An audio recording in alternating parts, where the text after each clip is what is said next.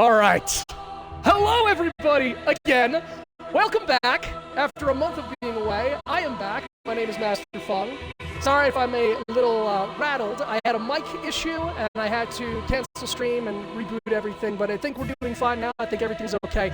So, start again. Hello, welcome, finally, to Dark Souls 3. I have been talking about it for a while.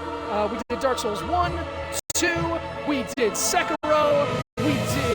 well, and we know I do a lot of Elden Ring on this channel. Sorry, excuse me, the epic music, it has to have its due. I feel like I'm yelling, but... it feels good to be back. I'm a little rattled, just I've been gone for a bit. Plus, program goal. Get out of here, Twitch. Welcome in, Monk. Welcome in. Thank you for the resub. As always, Tier 3. Happy 23 months, you psychopath. And my true ride or die. Alright, sorry. Shake it off. Shake it off. I forgot how to do this. Oh, gee. I forgot how to do this. I forgot how to content. Ma! I forgot how to content. We'll be alright. Sorry, okay, hang on here. I gotta wait for the shut down. No, not yet. Not this. No. A few more measures.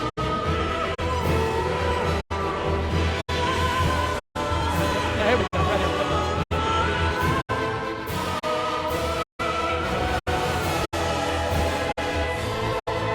Oh, I hope that was in time. This orchestral chorus is just fantastic. It was a great opener.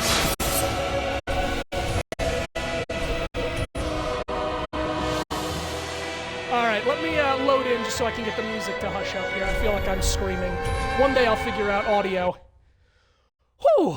Alright. I'm gonna end up repeating myself. Yes, it's been a while since I've been on. It's been about a month. For those of you that don't know, we are moving, so there are boxes everywhere. We are finding jobs, apartments, scheduling trucks, move-out dates, just all of it. It's been very stressful, and I just haven't had the energy to stream. What I've been doing is kind of just playing a lot of games to escape it all and numb up. But I finally felt good. The sun's out, spring finally showed up. So I felt good. I've been doing some exercising, and I finally said I wanna stream again. I really want to play something, and at the top of that list for me was Dark Souls 3. I've talked it up, and it's the last current Souls game that I can play for you all. So I think we're gonna have a great time. Now I'm doing things a little different. We have started every other Souls game basically at level 1 and just gone through. I decided in Dark Souls 3, instead of taking hours to pick a new character and not exactly wasting time, but taking time to find all my weapons and items and upgrade and make the build, etc., we're just going to go into New Game Plus. But don't worry, this should be a cakewalk, because we're starting New Game Plus 5. See, what I have here with me, finally, at long last, I'm very excited to introduce you all to the grand splendor that is technically my first solid Dark Souls character. Because for those of you that don't know, I started with Dark Souls 3. A friend got it for me. I had never played any Souls games. I played through Dark Souls 3, and I got so obsessed, I mean wickedly addicted to Dark Souls 3, and went on to play every other Souls game and just enjoyed them more than just about every other game I've ever played. It's been a wonderful journey. So what we have here today for you, for your splendor, for your, dare I say, your privilege, is the illustrious and the famed Old Iron Chin. May you bask in his chinly glory. Please, a moment of silence, everyone. Shut the hell up. Respect the chin. Old Iron Chin here is one of my favorite characters that I've ever made. As you can tell, I'm going into New Game Plus 5 with him. I have beaten this game into the ground. I built him with the gigantic Baymore, as the community's fond of saying. It's the Claymore, giant greatsword, and then my personal favorite great shield in the entire Souls series, the Stone Great Shield. This was a great shield in Dark Souls 1, and it's not my favorite because it was in Dark Souls 1. It's my favorite because what it is in Dark Souls 3. Mainly an unstoppable, terrifying behemoth fortress, impregnable, impenetrable, invulnerable disc of deflection. This thing is a massive, massive easy mode, and I can't wait to show you guys. I've always said it, I've said a lot on stream. I thought that Elden Ring is the easiest Souls game, But coming back to Dark Souls 3, I'm not exactly sure if that's true. And I don't know which Souls game is technically the easiest. I think Elden Ring just feels easier because of all the tools at your disposal. You've got jump attack, shield guards, Ashes of War, so many ways that you can tackle the game. Things are a little more strict, a little more in their lane with the old Souls games. And the reason I finally decided to come back and play Dark Souls 3, of all the games I could have played or finished or got on to do, with everybody playing Elden Ring now in anticipation of the DLC coming out, and with everyone playing all the Fallouts because of the influx of popularity from the TV show once again, I decided let's play something that nobody else is playing. Let's play Dark Souls 3! That, and it was the last game on my list to play for you all. So we're going to go into New Game Plus 5. I'm fully built. I am ready to just absolutely destroy this game. But hopefully there'll be a bit of a challenge so that it's not just me cleaning up. But then again, maybe you guys will enjoy that. Sorry, chat, let me catch up here. I said hello to Monk. Thank you for the sub. You got souls to slurp up, and that's the truth. Look at this chin. This chin, like, you know how many souls? Do you have any idea the things that this chin has done? The filthy things this chin has done to make this money? Yeah, Chin is, he's 295. Chin is up there. I don't even know what to put points in these days. I hear you goddamn text. Appreciate you reaching out. Nah, not at all, man. I love you. You know that. Whenever you have anything you want to talk about, you let me know. Oh, hell yeah! Way to go. Thank you, Mod, for banhammering the spam and the bots. Is this armored Mama Lasagna? No, not at all. Mama Lasagna was a holy build. Iron Chin is pure strength, boy. He's a strong boy. Look at him. He's got 88 strength, 98 vitality. No, he is my original. He is the progenitor of my love for great shields. As I was saying, great shields in Elden Ring are probably the second best great shields in the whole Soul series. And the use of the addition of guard countering is fantastic. But in Dark Souls 3, there is maybe 2% of things that can get through a great shield. There are not nearly as many grab attacks as there are in Elden Ring. So if you have enough stamina and you know how to monitor it with the right great shield, the stone great shield, you can do whatever you want. You can body this game, and that's exactly what we're going to do.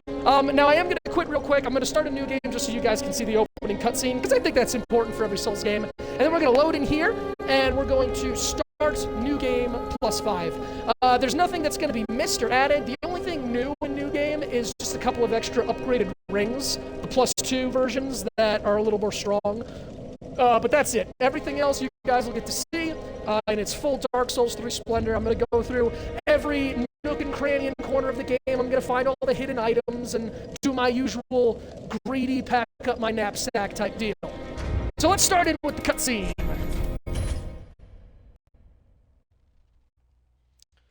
Just gotta get through the epic orchestral music just a little more. Oh, I'm already rocking. Oh, I'm remembering my rocking rhythm. I gotta get myself a solid chair so I'm not constantly like... I guess I could just blame it on the Tourette's. What, you don't like rocking? You don't like streamers who rocking their chairs? That's called Tourette's syndrome, you bigot. Okay, I'll shut up for the epic cutscenes. Yes, indeed. It is called Lothric, where the transitory lands of the Lords of Cinder converge. Dark Souls 3 does have my most favorite architecture from any of the Souls games, though. And that will be Castle Lothric. North, the pilgrims discover the truth of the old words. The fire fades, and the lords go without thrones. Oh, that's American healthcare right there.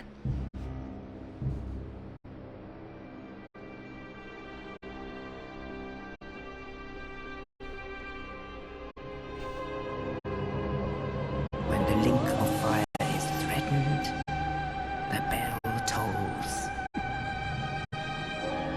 Appreciate you showing up, Monk. Lords of Cinder from their graves. I sort of came back out of the blue, and I know it's early morning, so people might not be able to catch the stream, but I appreciate you being here. And we're gonna do it, baby. Saint of the deep.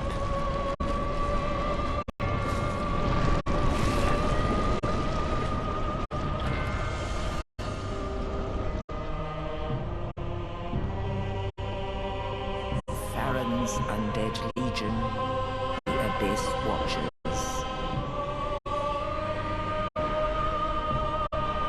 Farron's undead edgelords. Nah, the Abyss Watchers are awesome. They are. And the reclusive lord of the profaned capital.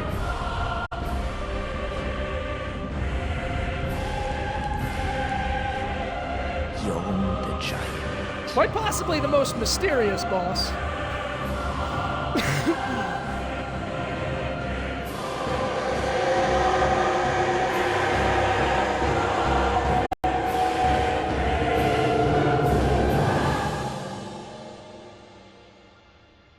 Only in truth, the lords will abandon their thrones. Oh my god, that's right, Monk. That's right. You made a character.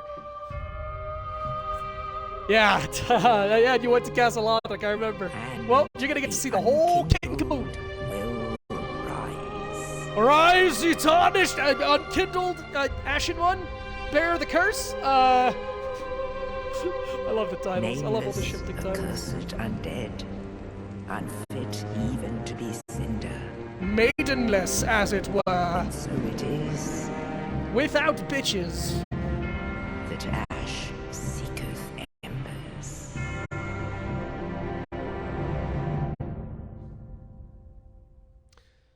Thank you, Monk. Not sure if I'll be able to do anything about that, but I appreciate the update and I'll try and work with it. Okay, none of this matters. Because... yeah, none of this matters.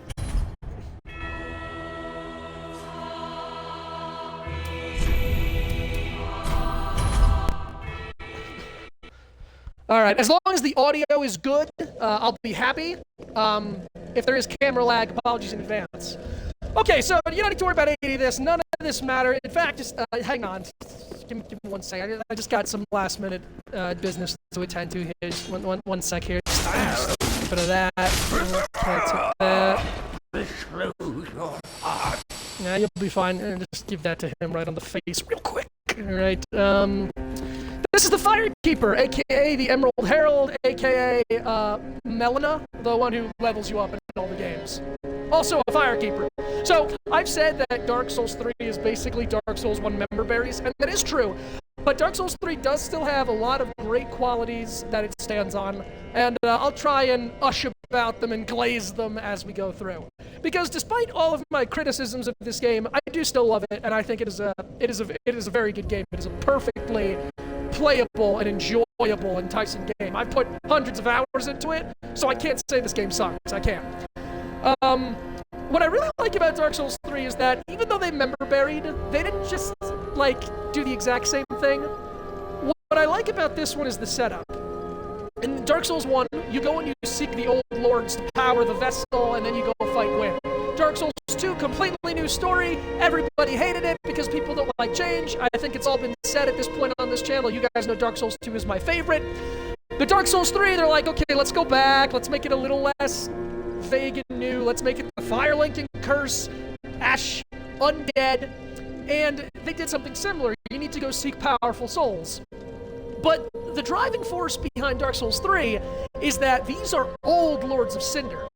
These 5 lords that we have to go find were, in their own right, champions ages ago. This shows that there were 5 Ages of Fire past Dark Souls 1, at least 5 Ages of Fire of note, where champions linked the fire to continue the cycle, to save everyone from darkness, as it were.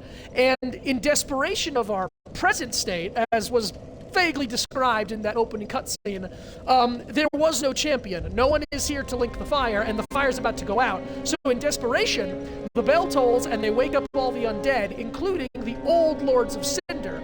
And they essentially were like, all right, lords, come on to the fire linking shrine, grab your thrones, and link that fire again. The lords all said, nah, I'm not gonna do that. They all fucked off, except for one, Ludlith the Exiled, and we'll meet him soon. Ludlith's my favorite. Ludlith is a mega chad. But all the other lords basically said, nah, we're gonna go do our own thing with blackjack and hookers, we're gonna amass power, we're corrupt and insane, and so our job as this nameless unkindled one is to go seek out these lords, kill them, and drag them back to the thrones. Anyway, that's all the setup. Let's get to playing.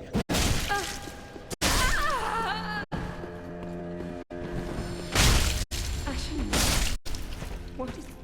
Look, everyone has to die, alright? I don't go into a New Game Plus with anyone still sucking my air. I really hope you guys enjoy Iron Chin. Fucking Iron Chin.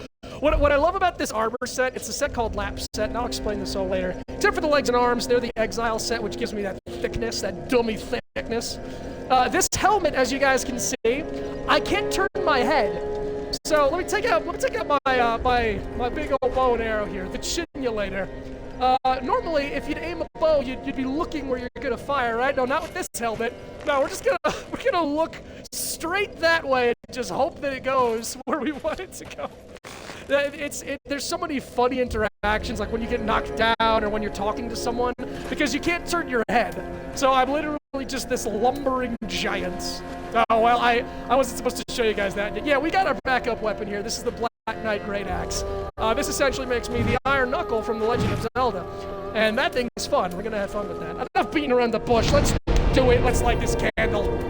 Begin to Journey 5!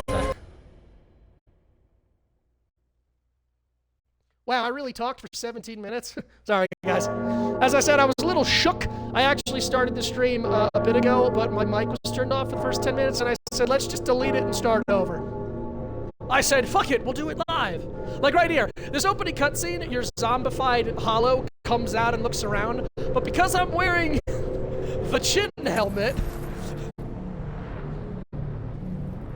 look at that concentration.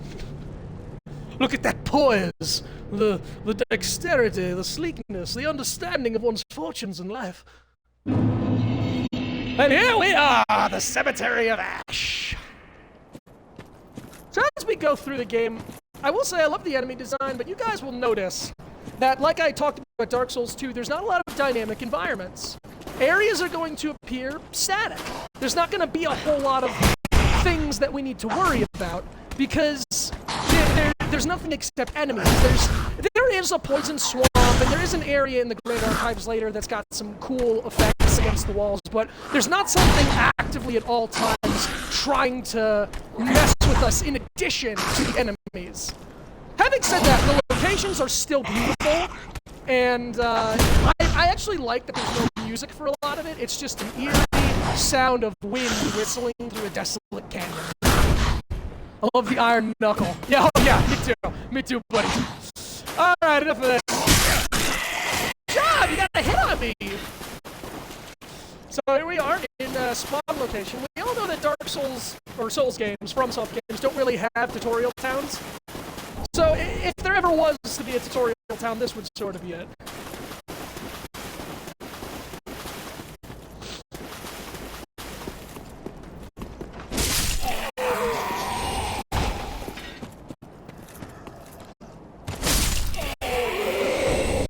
Oh my goodness, a fading soul! My cup runneth over! Open up that second bank account! Because we deposited! Oh, thank you.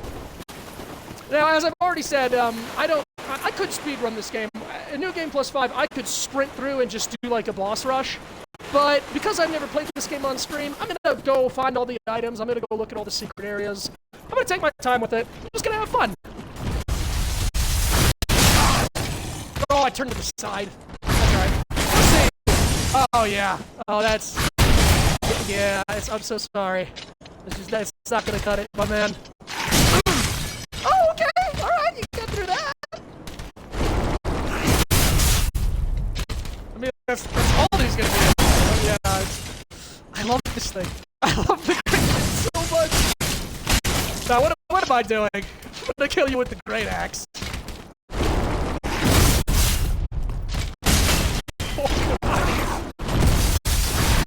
Yep, here it comes!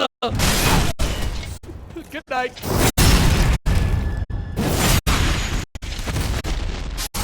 These enemies fascinate me. So, Every Souls game also has that tiny enemy that you kill and it gives you stuff and it runs away. The original Souls, they were all crystal lizards. In this game, they toured with the idea that if a crystal lizard, if that tiny little docile thing that always runs away, they were scarabs in Elden Ring, but if the crystal lizard it became a carnivore almost, went feral. I believe one of the items says that when a crystal lizard ingests blood, they grow and turn into those gigantic crystal monstrosities, which is just rapey. You know, I don't think it's fair. I shouldn't be using a sword. Let's do this section with the shield. That's much more balanced. That's much more fair.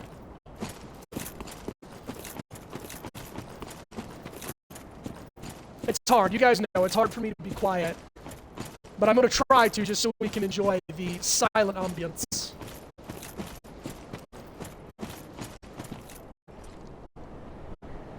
Another great part of this game is how often you can get amazing views just by turning around.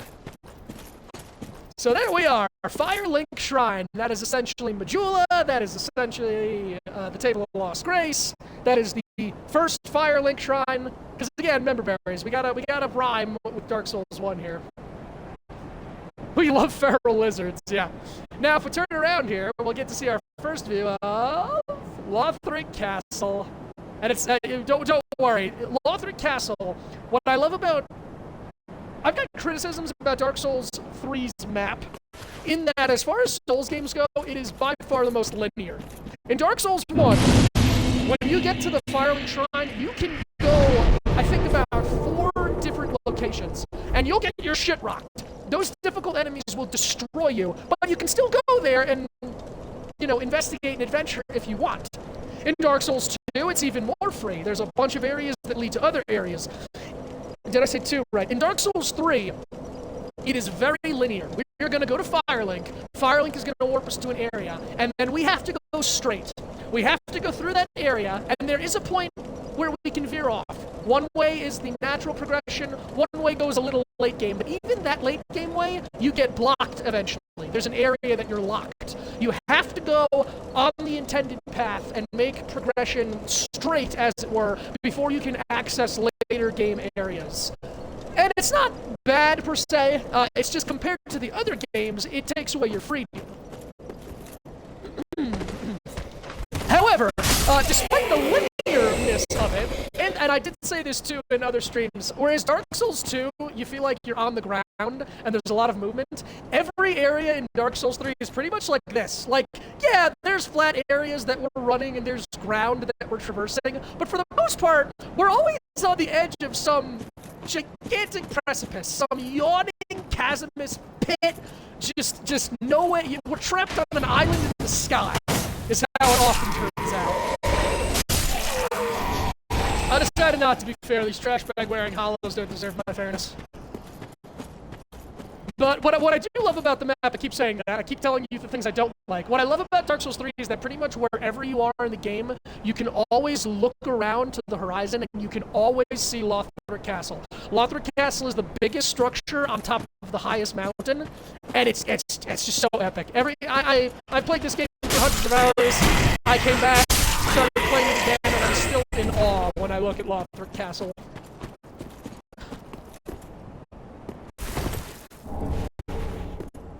Get all the tinies and shinies and tinies.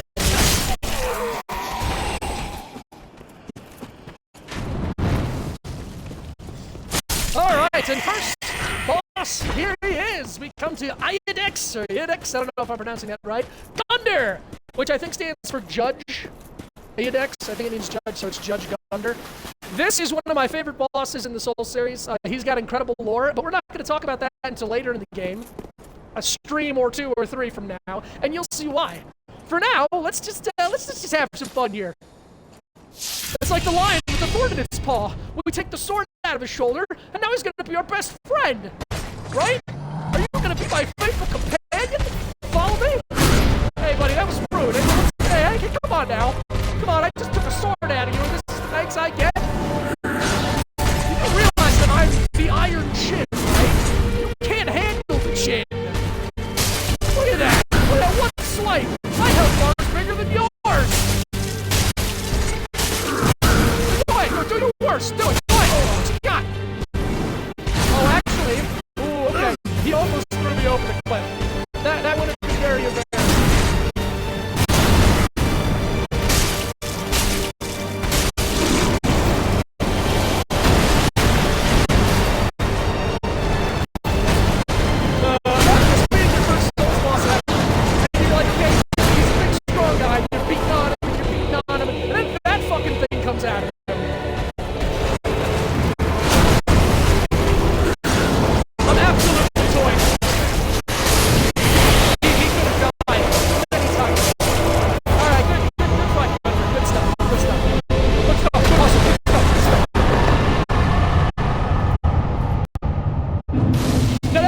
impressive. Whipping Gunner's ass isn't impressive. Everybody knows that. The big bosses in this game, the real difficult ones that, you know, were heralded as the tough ones, the rack your brain ones, are the Nameless King, Dark Eater Madeir. Nameless King is main game, Dark Eater Madeir is DLC, and then Sister Freed is also DLC. Those three are considered like the super difficult bosses of this game. Guys, I'm not gonna lie, I came back a few days ago to play this and I bodied them first try.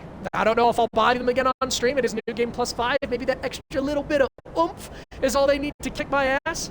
But what I was saying before about how Elden Ring seemed like the easiest Souls game, I'm not so sure that's true anymore. Because I came back to this game and I destroyed bosses that in the past have made me tear my hair out. I first tried them and I was like, huh. And the funniest thing is because of their lack of combos. Like, one of the enemies in the DLC is called a Ring Knight. It's got like a 4-hit combo with a flaming sword.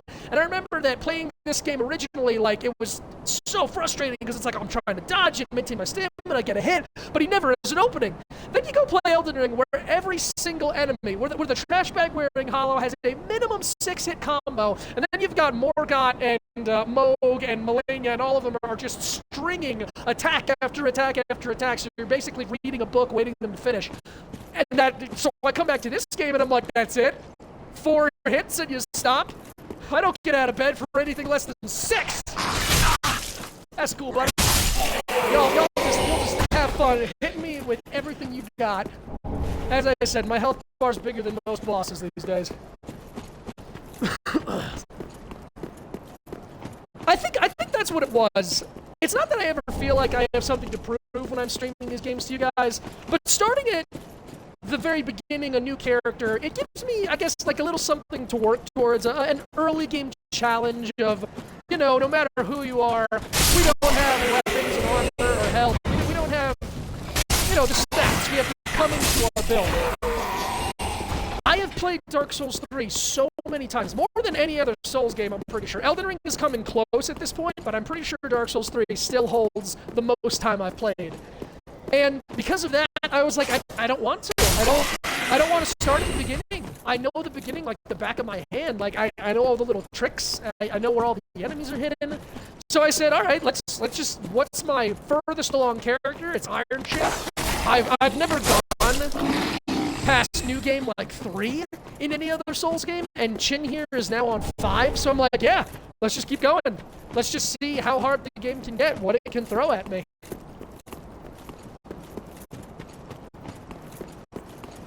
As always, if you guys have any questions about lore or builds or this or that, you know, let me know. I'm happy to engage. Like, do I need to be coming this way? Do I need to get this useless shiny that I've gotten 4 times in the past? No. Do I need another Ember? No. But as I said, I like to go through the whole game, every nook and cranny, every back alley, every hidden little thingamabibble, and show you guys, or maybe some people who just have never seen this game, who want to see all the things that it has to entail. You know what's fascinating is I actually expected to get invaded a lot more. Because in this game, you have to remember, again, unlike Elden Ring, the old Souls games, if you're embered or not hollow, you can get invaded pretty much whenever if you're in an invasion area. I was invaded once, I think. People aren't playing Dark Souls 3 anymore, and I get it. Elden Ring is Elden Ring, it's fucking amazing. And of course, the DLC is coming out, so everyone's playing Elden Ring right now. Completely different. 100%. There you go, come on, Mr. Master. Come on, use that container. Come on, use that container. I insulted your family. I am the real Uchiha. Come on now. Well, the master's dead and I'm not, because I have a big fucking sword and armor.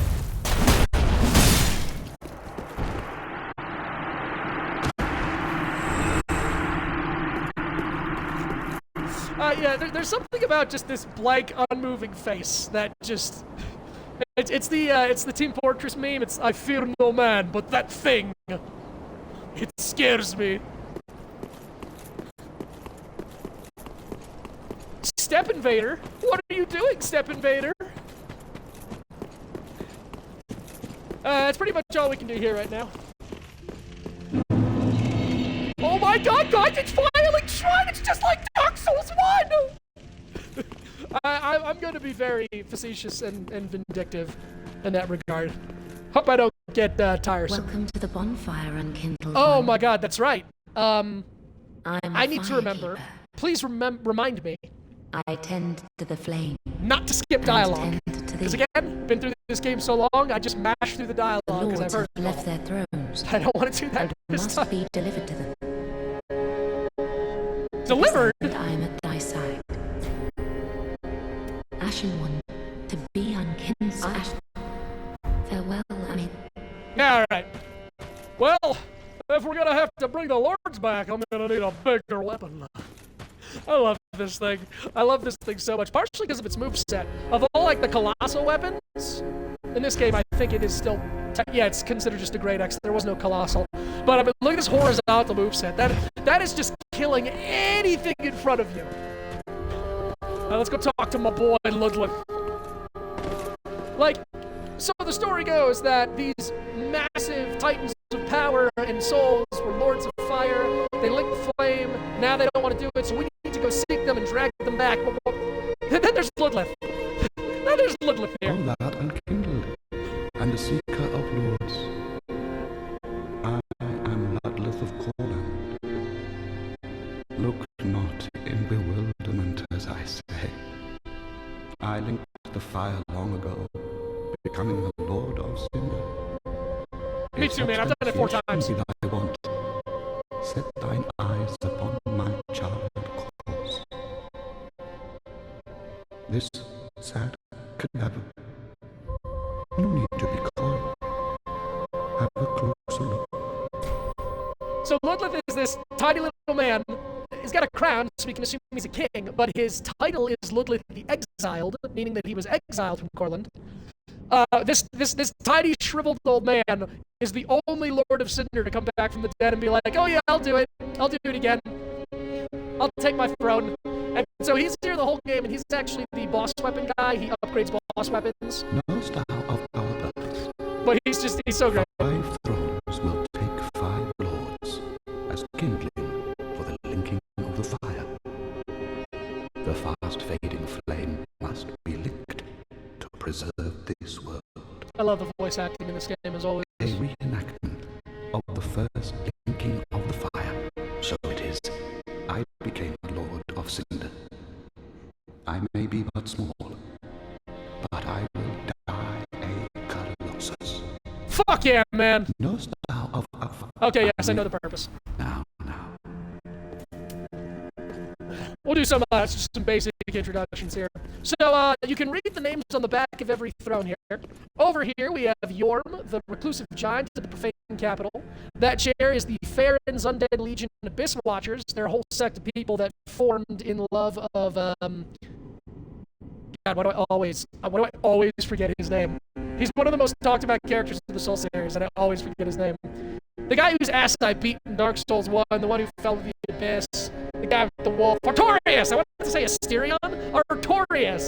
The undead Farron's Abyss Watchers, they followed Artorias, as an example. We got our boy Ludlith, Saint Aldrich of the Deep. That's another one of my favorites. And then top there, technically the second to last boss, Holy King Lothric, the last hope of his line. I'm excited and struggling because I just want to like sit here and info dump on you guys now, give you guys all the lore, but I'm gonna drip feed it as we go. So that sword we ripped out of Gundar's shoulder, that is the bonfire in this game, and it allows us to go to the first place.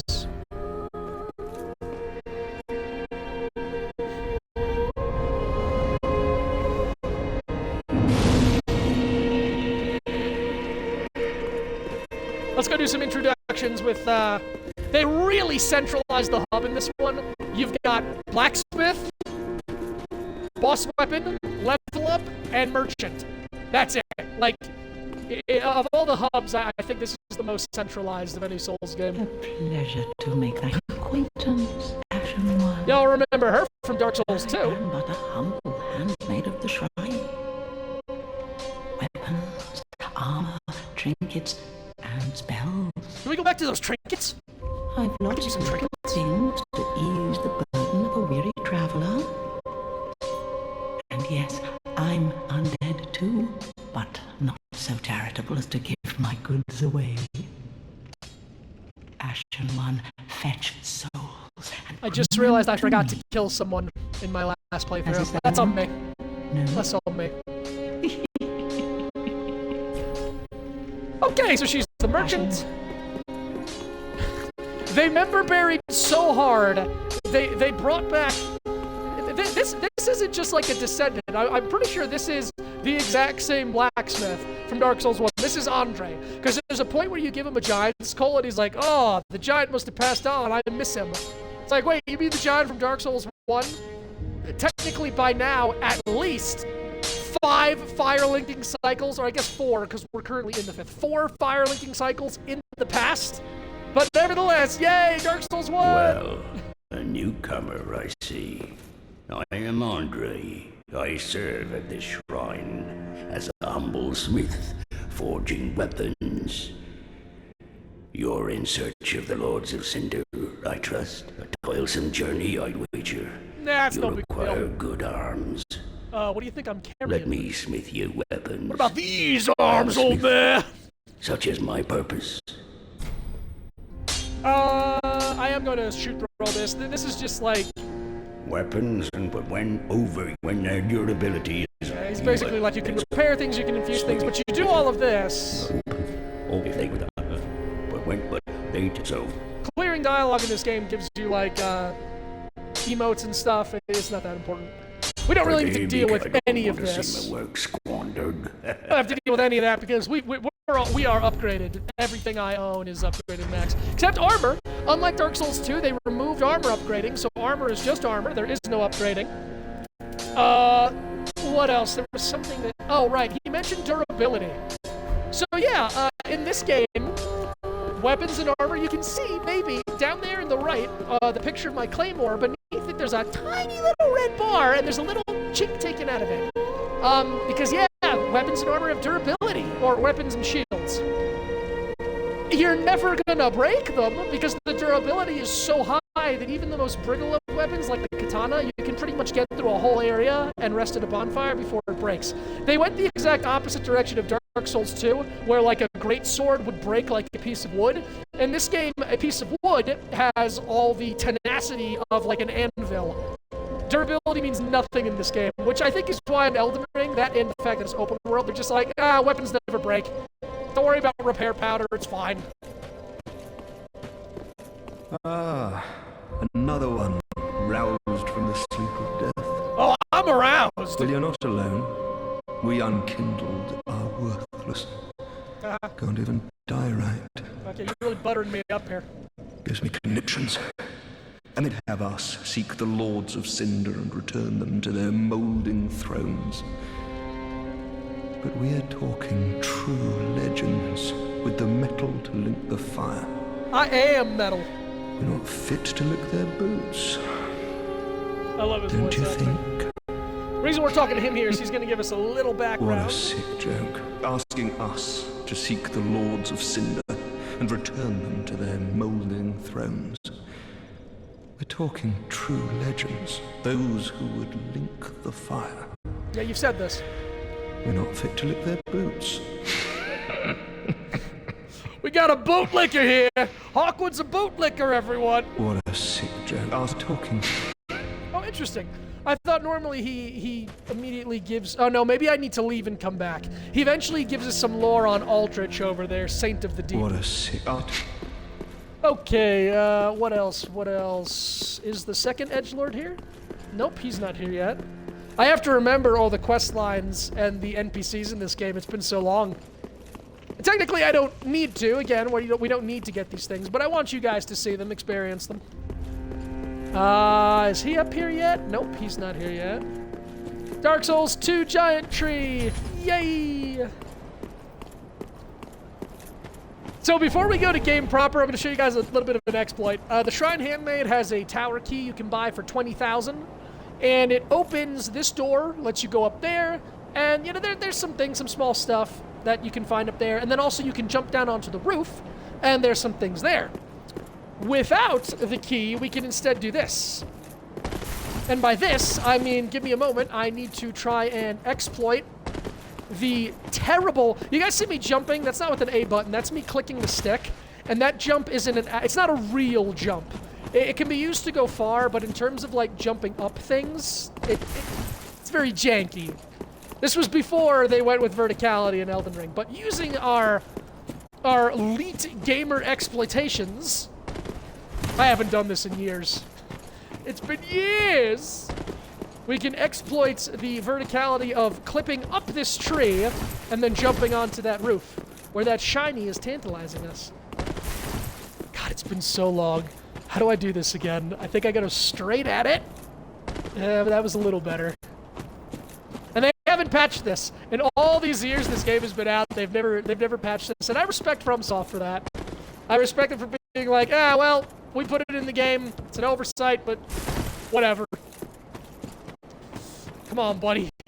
This can't be the whole stream. Come on. I thought I was going to get this on first try. I really did. Fool that I was. I need to try it from this angle here. We got to get it so that we run, basically, we sprint, we get as high as we can on the corner of this, and then we turn jumping. Oh, that was close. If I turned a little bit more. Yeah, baby. There we go.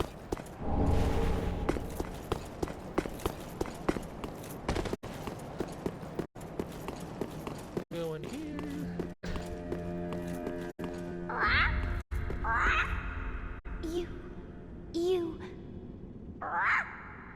Me. Oh my god, guys, it's just like Dark Souls 1! Yeah, we can trade things with Pickle Pete Pumperum there and get stuff. Coming into a new game, it's very handy if you trade, like, Death number 1! That's right! I would've lost money. Oh god, we didn't rest at the fire! If you were to tell me that was gonna be my first death, I would've lost money. I'm just gonna Ember up now. Why waste the time? Embers, as you saw, I got a lot of extra health for Embering. Just like in all Souls games, you get more health when you're, you know, not hollow, human, whatever you want to call it. But what's interesting about Embers is that if I, like, wasn't hollow, if I was hollow, and I waited and I was fighting and I lost a bunch of health, I could then pop that Ember to get full health back. So it's kind of like a free Estus Flask. Well, now we gotta do this again, just because I'm not leaving 200,000 souls on the table. I just don't have it in me, guys. It's that Key and Peele sketch where he's pouring one out for the homies, but he just keeps not pouring it out, or he pours it out into a hat and then drinks it.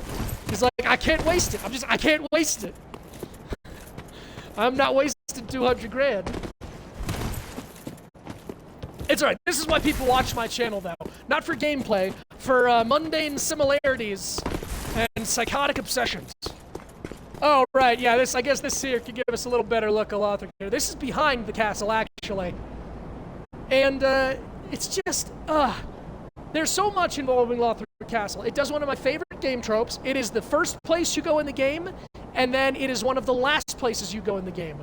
I've said it before, I love that aesthetic. I don't know why that trope is just amazing to me. I love going to early game areas, late game, with different enemies and different challenges. It also leads to one of the coolest optional areas in the Souls game. Should have put on my cat ring. Unlike Elden Ring, the silver cat ring is essential in this game. Shut up, Pickle P! Blame you. Oh, that was 300,000. Be still my heart.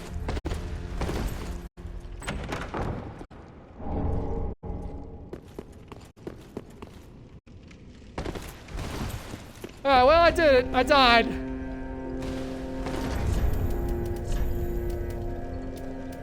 Alright, so all that pomp and circumstance and frivolity. It's time to head to the high wall of Lothric.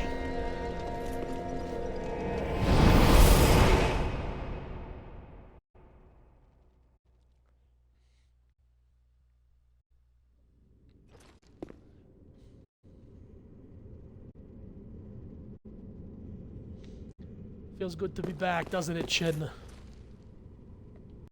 That's a coiled sword. Interesting.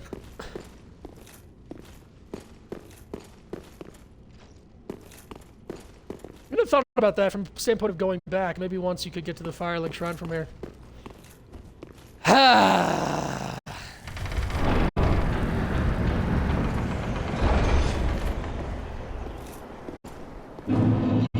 Dark Souls 3 still takes my breath away. Now, what I also love about Souls games is they're very cheeky. They usually throw things at you that you don't realize until new games. Such as this. You come here and wow, this is a breathtaking view on your first run, right? What it actually is a look at the end of the game. Up there, that is where we are going at the end of the game. That is where Prince Lothric resides. And that's the Grand Archives late game area that leads us there. Let's do it! Let's have fun with it! Let's just, you know, just let our hair down and do some slicing and some murder. And maybe get invaded. Very, very super unlikely, but maybe get invaded. As usual, we're gonna partake in all the fun activities of vandalism. Wait, it's not a Souls game if we're not vandalizing things. Hop hop.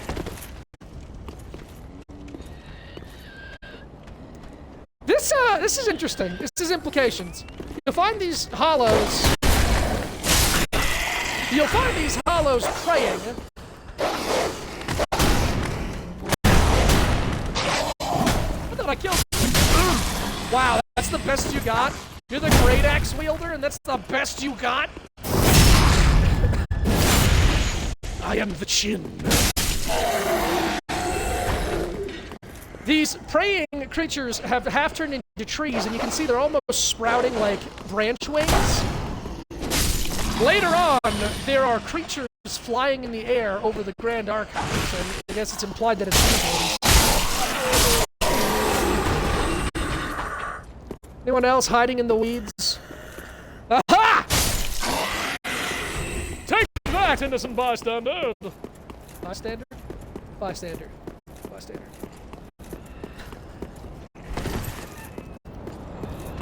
This, I think, right here is one of the most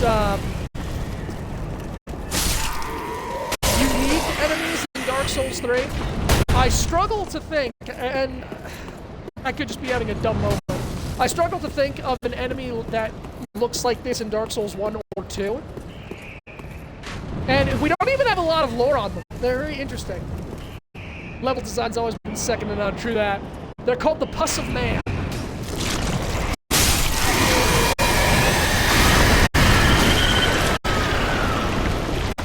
They look like half dragons, half lights, and they are vicious. They are vicious early game enemies. But you know what they don't like? Fire!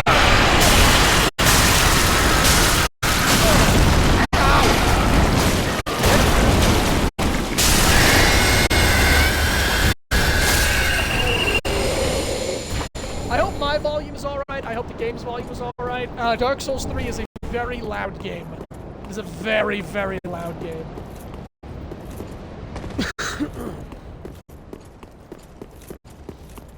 Alright, let's remember our level design, remember where we're going, how we're going.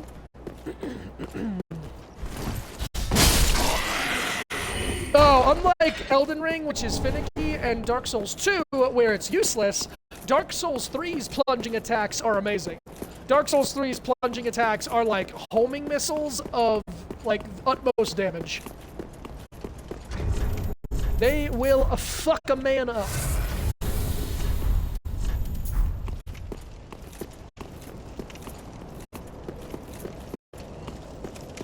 What I also found interesting coming back to this game, I remember, because I've gone through them so long, I remember some areas being like tedious as I'm just collecting items and running. But I cleared a good portion of this game very quickly, and it just made me realize how much bigger Elden Ring is and how much longer things take in Elden Ring. But everyone, line up for your executions! That's right, head between your legs, shame in the eyes. Drop the shoulders. Get the fuck up.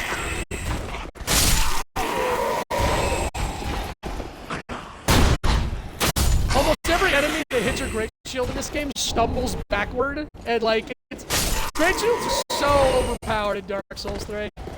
Big fan.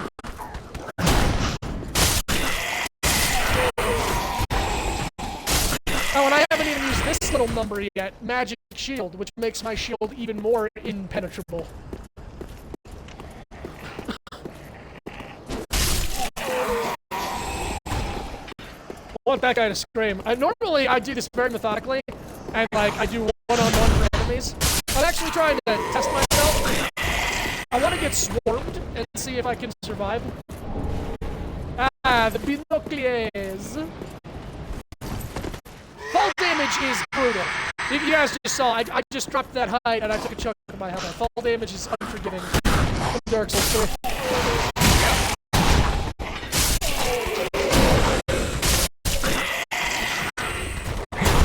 Oh, raise a shield, wash your hands. Raise a shield, wash your hands. Then you raise a shield, and then you wash your hands. Praise the bleeding hole. Yeah, the tri-finger butthole thing, that wasn't new. It wasn't anything new. I remember that fucker too, son of a bitch. There's some real fuckers in this game, on. There's some real escapades.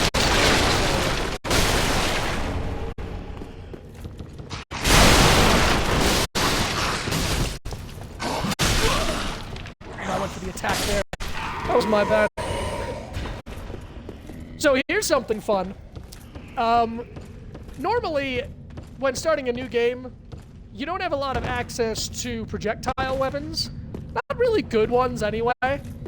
So I'm excited. I'm gonna have a lot of fun playing this game, going through all of the areas that are normally annoying for one reason or another, and being able to just not give a shit about them because of gigantic bow and arrow.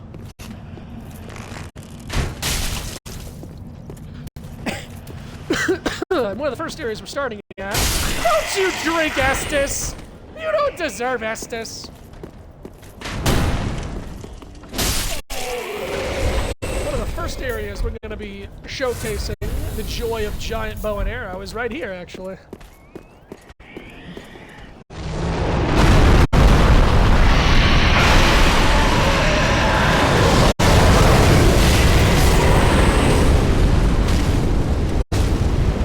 Hey, that one's still alive!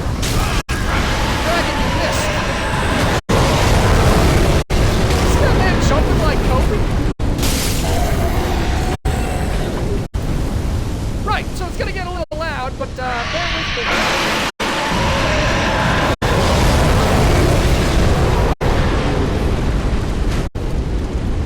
I need to strike this man in the face a number of times. There we go, there's his health bar. I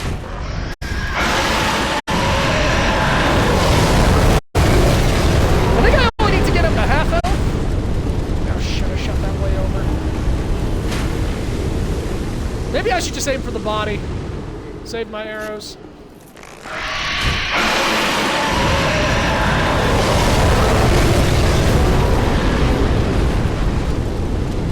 What?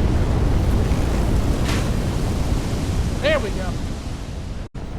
Get my stamina back. Just look at the ridiculousness that is this thing. God, I love it. Always, oh god, I'm so dumb. I always think it's just gotta wait. Patience, ah, my lord, not there now. There we go. That's gonna help.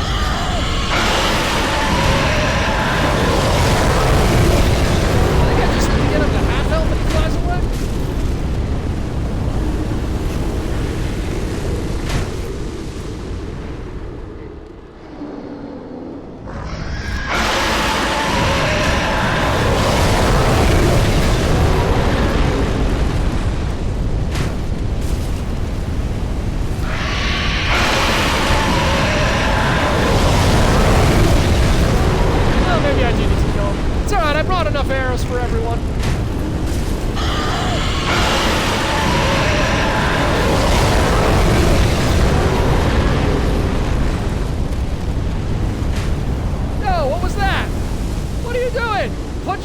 down so I can shoot you!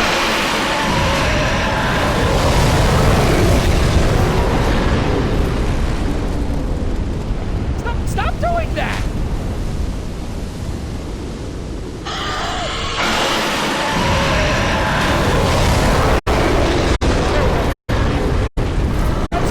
That's right, take off! That's right, move on, fucker! Now. This allows us to grab. See, like, can't jump that. That is not jumpable. Far too high. Far too high.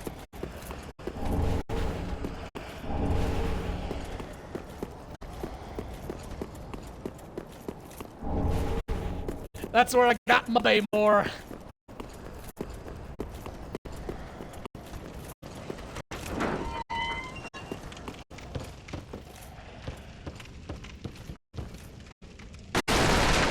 Oh, what?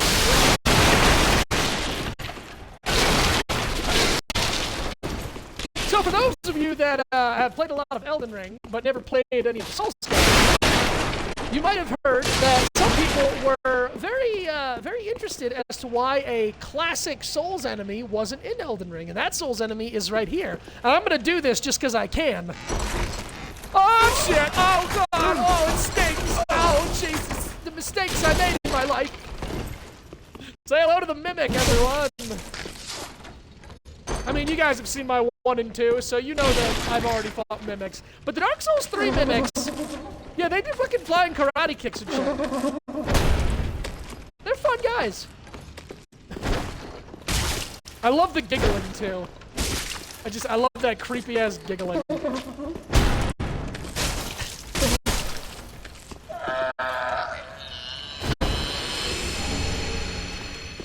That's the OG long boy.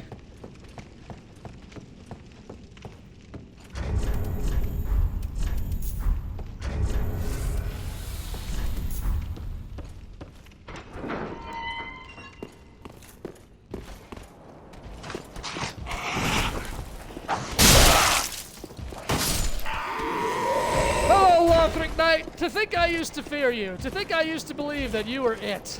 Or you were the epitome of vicious and brutal and... Alright. You know, that's the smartest thing he could have done. If we're being honest. That's the smart... That knight's just like, I'm just gonna pretend that I can't see him. I'm just gonna continue my patrol. Let's see if he notices me this time.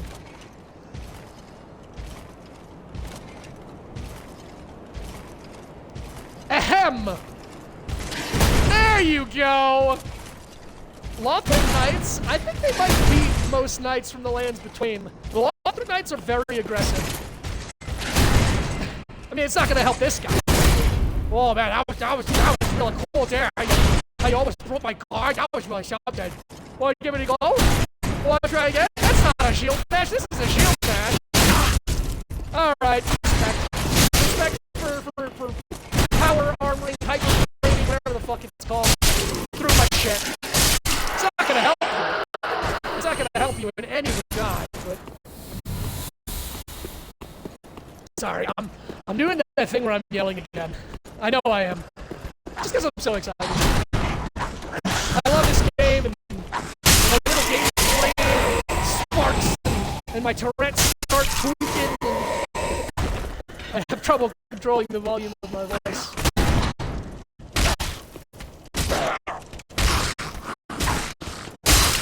Punk ass bitch. I says, punk ass boy! I says, boy! What are you doing using a wooden shield, boy? It's useless. I say it's useless, boy. Wooden shields don't block 100% of physical damage. They need one like this, boy. A great shield, boy. The stone great shield. Good elemental and physical resistance, boy. I don't know if it's noticeable, but I really am letting them like kick the absolute shit out of me just because I can. It's a flex that I absolutely don't need to be making, but like, I mean, I'm the Chin, man. I'm old Iron Chin. My legend is known. Thanks for the spaghetti lurk, monk.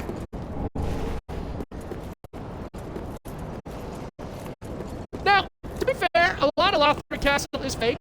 A lot of the sprawling architecture in the distance is copy and pasted from the architecture I'm currently traversing. But it still looks fantastic. I mean, just look at it. Just look at it. Alright, what's next? Where can it go? What can it do?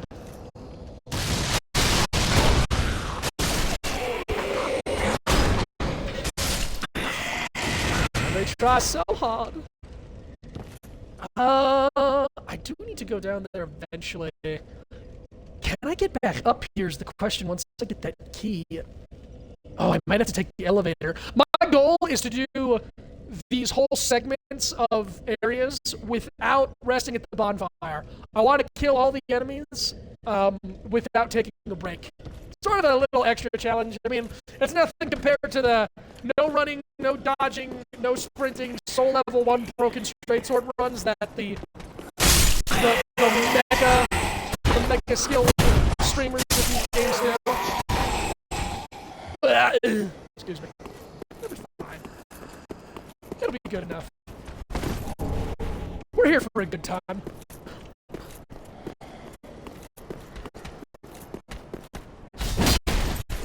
Boy, I say, boy, you don't climb the ladder when the enemy drops down, son. Now you gotta come back down. You gotta come back down the ladder, boy. There's no reason for it. No reason, you see. It's a waste of effort and resources. Alright, fine. Stay up there. Fucking asshole.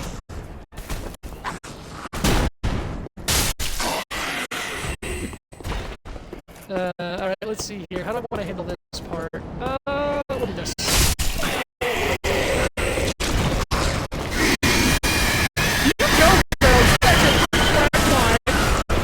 Oh, what's this?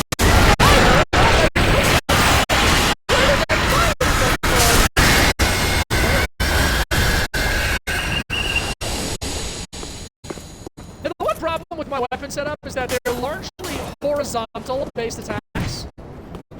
The exception to this would be that if I two-handed, then I'd get a little overhead.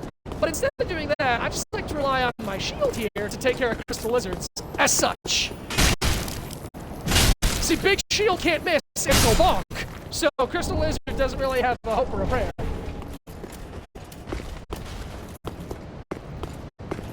Ooh, yeah, let's take the risk. Yeah! Oh, come on! Come on! I'm going back up there. I don't need it, but I want it.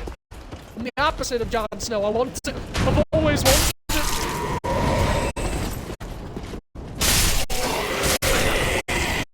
The Claymore's range is disgusting. Like, you don't think it should hit as far as it does, but it do.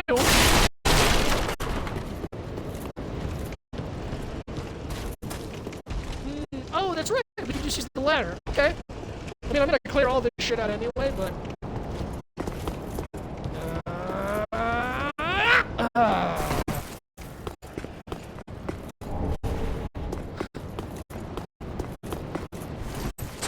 Oh, and if I haven't said it, I'm going to do what I believe is the correct run of this game. Normally with New Game Pluses, I like to beat this, there's a boss down here that you can fight early that lets you into a late game area. I'm not going to do that. I'm going to go through this game chronologically. Yes, I know I'm not using that word correctly. I'm going to go through the natural progression of this game. So instead of going to the late game areas, we're going to go to the early game areas, and we are going to fight our little... I almost said carnage. Oh, please, backstab me. See what happens. See what happens if you backstab me. I want you to do it. We're going to fight our little unkindled one hearts out, and we're going to follow the natural progression, and we're just going to smite everything that opposes us.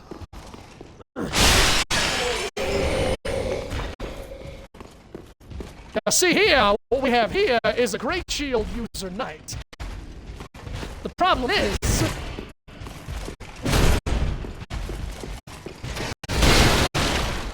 he's still a gunner.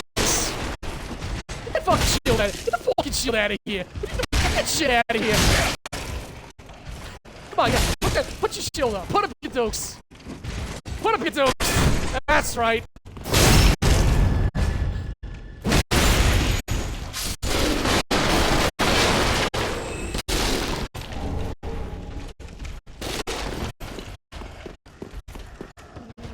I thought I forgot about you, didn't you?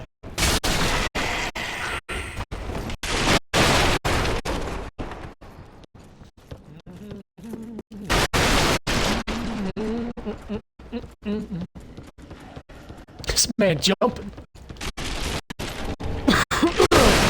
Constant hacking. I've got I think it's allergies. My throat feels like dry. So it's not even a cough. It's just it like starts to like tickle. So I just instinctively just go like. Now normally we would have to jump down into all that nastiness. There's all that nastiness down there. But we've got this gigantic bow and arrow that's the size of your average cypress tree. So instead, I'm just gonna take my time with it. Have some fun. Hey, what up, Hollow Boy? Loser hits the floor. Ooh. That's a good dodge there. That was a sexy dodge. Hello, my name is Iron Chin. I do not respect you. Prepare to die. Okay, alright. Alright, we stab him. Yeah, we stab him. Oh, that's not good. I will say, getting boxed into a corner can't still kill you. Absolutely. Getting boxed into a corner would still be lethal, 100%.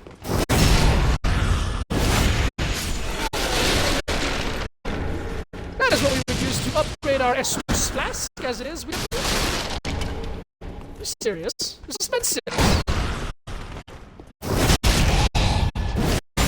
Yeah, Great Shield kiting and backstabbing is stupidly effective in this game. It has something to do with the stupidly OP Great Shield. But basically, just putting your shield up and circling around an enemy is a surefire way to take out half their health.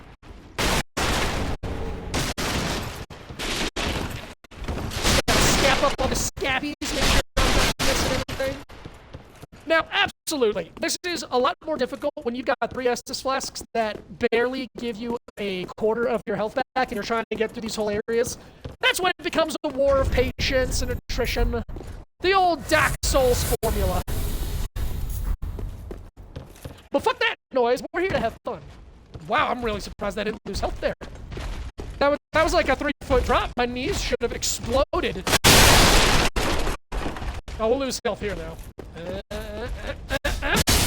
Yep. Where's Biggin? Where's Biggin? I know he's around here. There you are! One of my favorite enemies. The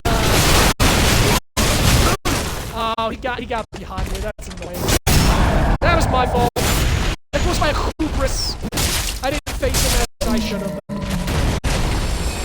I do love the Wicked Knights. There's this sect in Lothric. See, so the 3 pillars of Lothric are... It's the Scholar, which is the Grand Archives, the Knight, which is protection, and then the... God, what is it? The Scholar, the Knight, and it's like the Maiden or the Priestess. So, towards the end of this madness, it seems that a heretical sect of knights sprouted called the...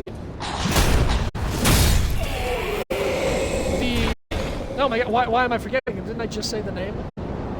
They're not the Herald Legion, that's in the Ring City. They're the Wicked Knights.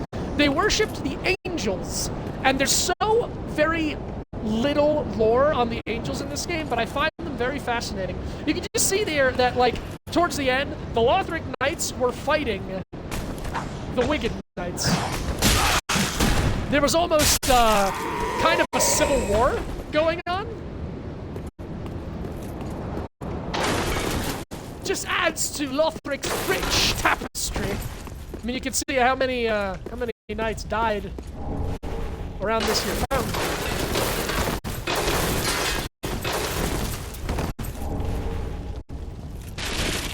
I think I got the key. We're just about done here. We're just about done with the first area of the game. Just a few more things to murder indiscriminately.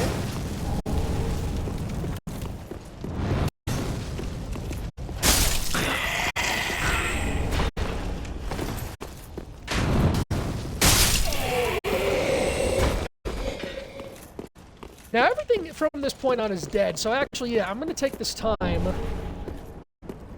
I will have to head back to Firelink Shrine. Just, there's a way to speed along a character, a merchant's progression, and it just makes things easier.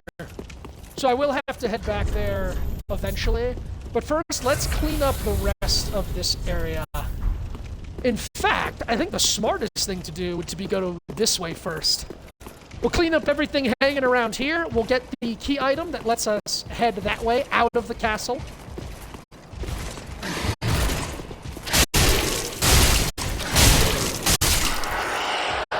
Yeah, see, that's the problem, Mr. Lothric Knight. Normally there's that whole war of attrition thing, but I've got so much stamina, and this claymore can swing like 2, 3, 4, 5, 6, 7. I got 7 swings in me before I'm sucking wind. Like... I love you, Claymore. You know what? I got an idea. Let's trounce these lessers. Let's beat on the filth. I'll tell you one thing that Dark Souls 3 did that does annoy me. There's several enemies that have a higher tier, a second tier. It's very Zelda for me. So basically, right there, all these Lothric Knights that we just fought, you'll find them. They're the normal Lothric Knights, and they've got red capes. Then there's the more elite, blue-caped Lothric Knight. They're stronger, they've got more abilities, they're faster, they'll fuck you up. Same with the Winged Legion. The Winged Knights, there's those blue knights, and then there's Golden Knights we fight much later. There's Cathedral Knights that have black armor, and then the later Cathedral Knights have like black and gold with blue. Awesome. Great designs. The problem, Dark Souls 3, is that we can't get the higher tier armor. We can get the Lothric Knight set, and it's one of my favorite sets in the game. Just a really cool, red-caped, chrome knight suit of armor. But we can't get the blue-caped version. Same with the Cathedral Knights. We can't get their super cool black and gold version. And I've always been upset about that. They didn't have to change the stats. The stats could have been exactly the same, but give us the option to have that super cool variant. Now, because I'm lying. I was about to lie. I don't respect this man. Because I'm supposed to respect this man, let's hit him with the old Black Knight Great Axe. I tell you what. Give me your best shot. Oh, there goes half your health. Let's get poised through that. Yeah, right. Thank you, sir. That was a good fight. I'm gonna use this for a bit. I love this fucking thing. It is just big enough. It is just ridiculous enough.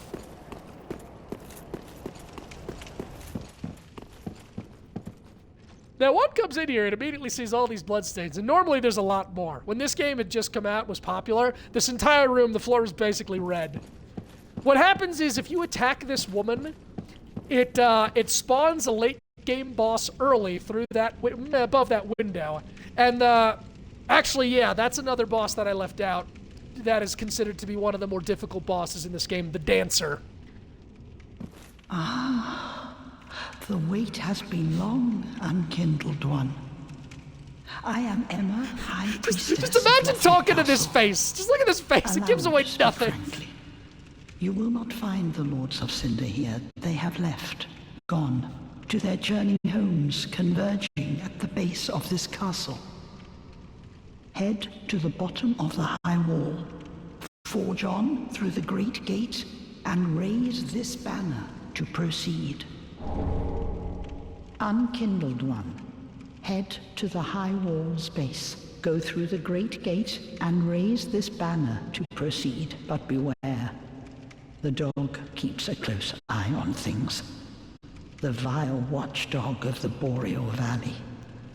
So, and this will be revealed more as we play, but there's a lot at play here in the world of Dark Souls 3. Like other Souls games, this is a crumbling kingdom. A kingdom that is decaying and dying. But unlike Dark Souls 1, where the gods had disappeared and there was no ruler, and unlike Dark Souls 2, where the king disappears, in Dark Souls 3, we know where the king of this kingdom is. The kingdom of Lothric. We know where the king is, and we know where the prince is. And they're sitting high up in their tower. And the question is why? And we learn that later. And in addition to the prince of Lothric, a abandoning his kingdom, as it were, letting it fall into disrepair, letting civil war break out among his soldiers. There's another force at play. Oh! I legitimately did not mean to do that. My dear Prince Lothric. I really did not mean to do that. The good news is that doesn't ruin anything. She doesn't come back. She talks later. There's a cutscene later where she speaks to you, but that's gonna happen anyway. So we didn't ruin anything by killing her and getting that basin of vows. What normally happens is you go fight a few bosses, you come back here, and then that basin is here. And we place the basin here. I didn't say to place the basin! Why are you doing this to me? I didn't ask for this! This is unfair! I was gonna make them sweat! I didn't want them to see what was... Damn it, Dark Souls 3! You've ruined me! This is fine. I actually can escape this, and I think I'm going to. I don't want to fight the dancer right now. I don't. I want that to be later. I want to do things properly.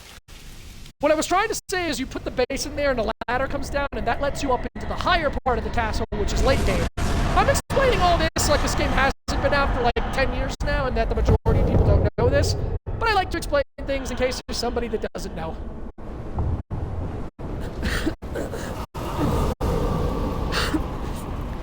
Hello, dancer.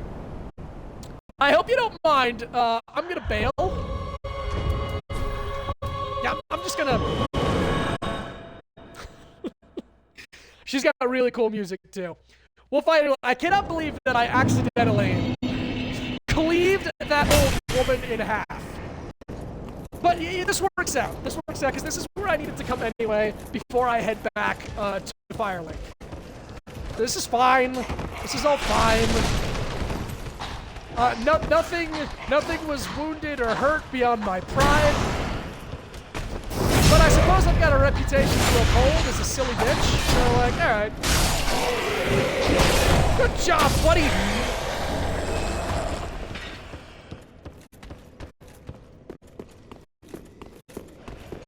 Nope. That man throws a firebomb. If you sit there and you let him throw his firebomb, that's what happens to your face. Although, because you're probably a level 1, your face ends up all over the wall in multiple pieces. That's odd. I've never noticed that tiny little window. Or why those boxes exploded when I approached them. Whoa! I see we're actually way behind on stream here. We'll do a quick little reset of my camera things.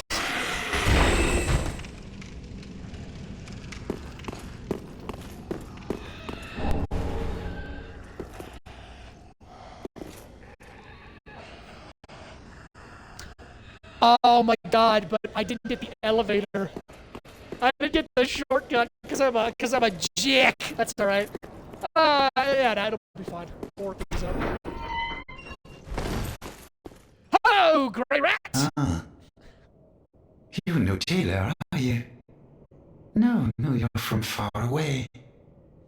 And judging by the bell, you must be some of that unkindled ash. Remarkable. If that's true, then I have a favor to ask. Yeah, alright, I'll make it Below quick. the high wall is a musty little town. Wow. Not the home of any lord, just a very old settlement of undead. An old woman, Loretta, lives there. Please, give her this ring. I'm not asking for charity. In fact, if you do this for me, I'll be sure to repay you in kind. I love the voice acting. I may be a petty thief, but I've more wits than most royalty. What do you say then, huh? Very well. I humbly place my faith in you. I am Grey Rat of the Undead Settlement, and I promise to assist you. Give this ring to old Loretta at the base of the high wall. Do your part, and I'll do mine. Bye, Grey Rat! So his quest line can be progressed actually rapidly, because he goes and forages for things in between boss fights. So there's actually a way to send him along his quest quicker. And it involves killing an optional boss in the Undead Settlement. I'm trying to remember how to do it exactly. And then I think the Crystal Sage after that. Did you just throw a butter knife at me? No, this is fine, because we've already been through here. I just gotta run down to the area I need to get to.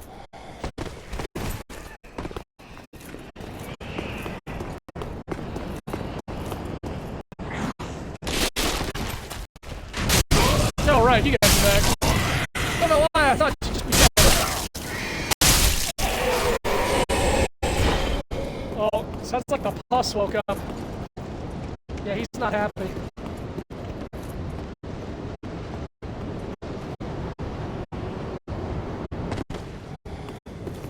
So many interesting shots around Lothric Castle.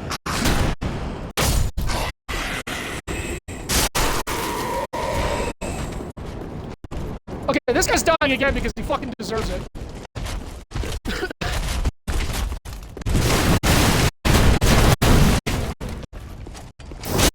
Oh! Right to the Kaniki!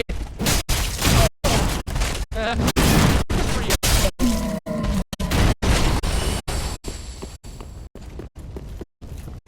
Okay, we got the flag, accidentally decapitated the old woman. Killed and beat everything around here, except for this, which is the way I need to go.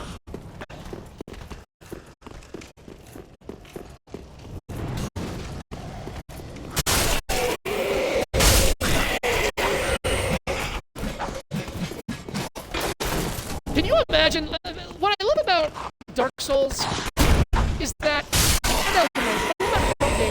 they put such an imposing sense. Like when you first start playing this game, Lothric Knights are scary.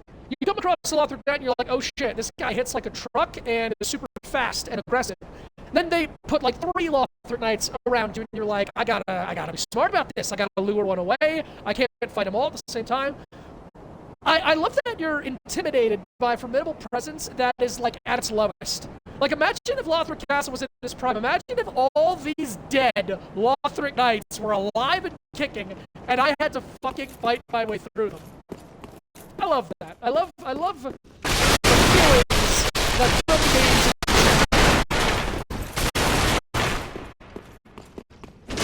It's not down here. It's over here.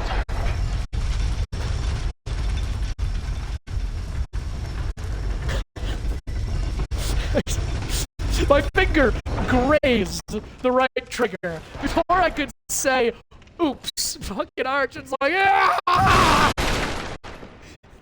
And put that old lady in the dirt. Fun times. Let's see here. I need to deliver the ring, I think, before I can talk with Grey Rat. So I think actually there's nothing else to do here.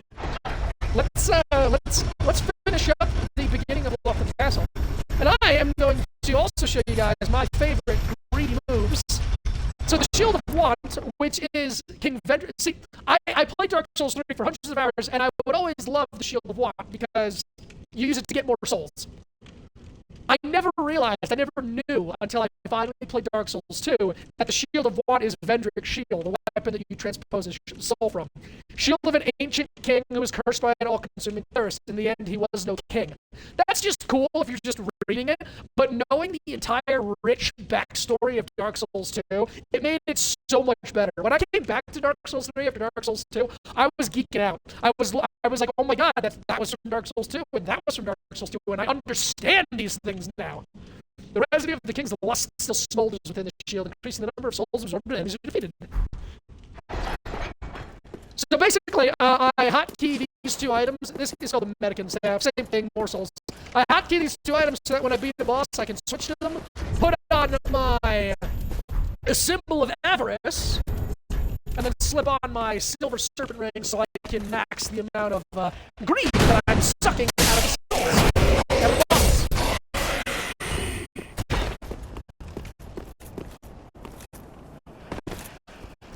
forging!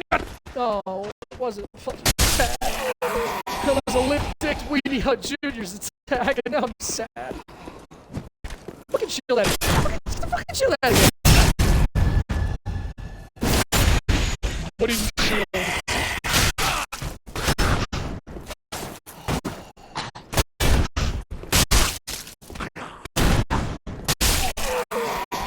We're just gonna trade blows. And you know what? Because I think that this is still gonna be too easy. Well, fuck these Loppet Knights.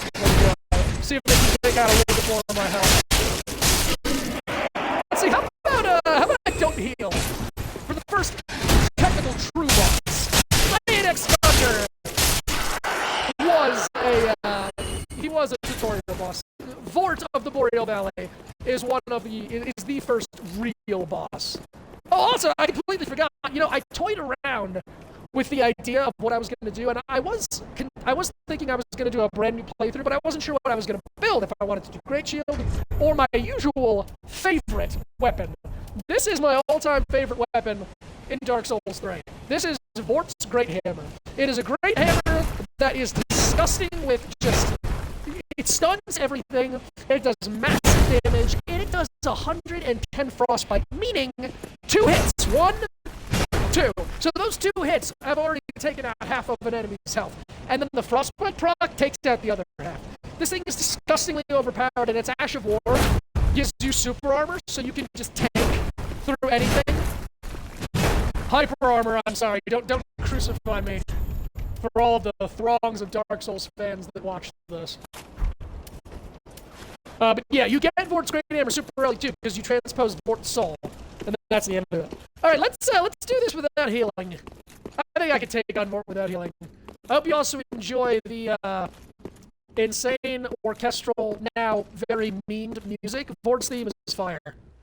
I'm gonna play with my food. It's probably not smart, but I think I'm gonna play with my food a little bit. Like right now, my character's supposed to be turning their head, but Arch just kind of like move his whole body, just like, what was that? It's like Batman. Fucking head.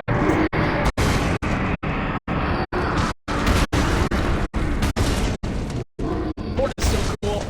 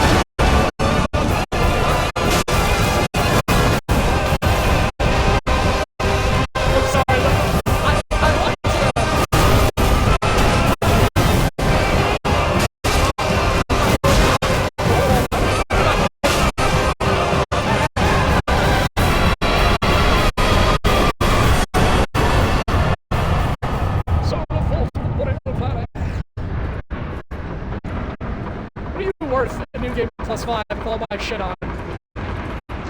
52. Ooh. God, that's pennies. Fort is worth pennies.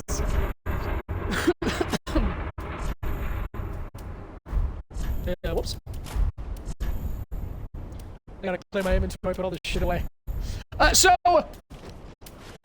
I cannot tell you guys how ecstatic I was in Elden Ring when they heading out to a wedding venue. Great to have you back. Thanks, Monk. It's great to have you here, too. Have a great one. Hope to catch you in the next one. I'll probably be doing this at least once a day for the foreseeable future if I have time between packing and stuff. Peace out, my man. Elden Ring, I think my favorite thing that Elden Ring did was separate the category of great weapons from colossal weapons. So you've got the people that love the gigantic, ridiculous boss weapons, great. But for people like me that wanted to use giant mace with giant shield, it's just much more approachable. Using a great weapon with a shield in this game, one-handed great weapons, they feel very much slower than two-handing. Like, two-handing, I could be all placebo. Maybe they're actually hitting at the same speed, but it just feels like one-handed is so clunky, and there's no variety to it in this game. So if I do use a great hammer, it's definitely two-handed all the way. Anyway. Alright, let's just dump all of this stuff. Yeah, let's dump all of this stuff. I don't need any of this. I can sell it later.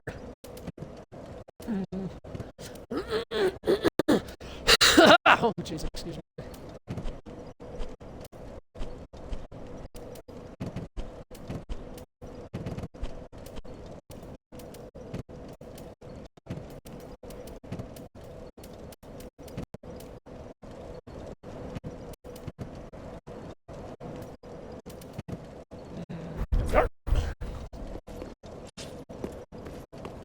Alright, off we go to the Undead Settlement, or as I like to call it, Resident Evil 4. So here's where we get our first view of the entire world.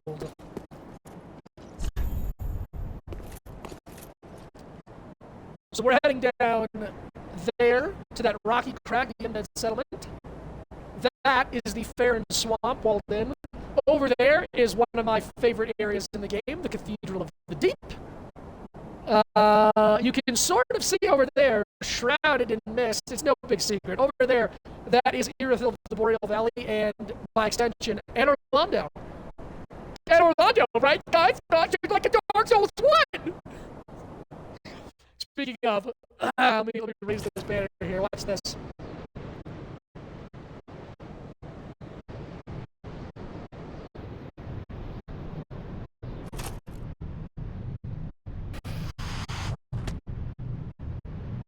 God, guys, look! Guys, it's the things! Just like in Dark Souls 1! Dark Souls 1 fanboys that hated 2 must have been cleaning their jeans at this point. Like, they're playing it! It's fucking Dark Souls 1! It's like the people that were crying when the Star Wars trailers came out. We don't get to fight them in this game. We at least get to fight a few in 1. In this one, they are just background characters. They drop us off and say, have fun! Now, what is my howling at? Oh shit, my howling's only at 30. I'm gonna have to die a couple times. Howling is a weird mechanic in this game. Oh shit, that's why. I fucked up. How do I not waste everybody's time here? There's 3 endings in this game. Lick the fire, yay. Don't lick the fire, oh no. And then become the Lord of Hollows. Lord of Hollows is technically the evil ending. And to do that, you meet a character named Yol, you do some stuff, and he gives you a dark sigil. For every dark sigil you have when you die, it multiplies your hollowing. At max hollowing 99, you can talk. Basically, you can get 5 free levels from Yol, and I always do it because it's 5 free levels, baby. 5 free big ones. 5 smackaroos.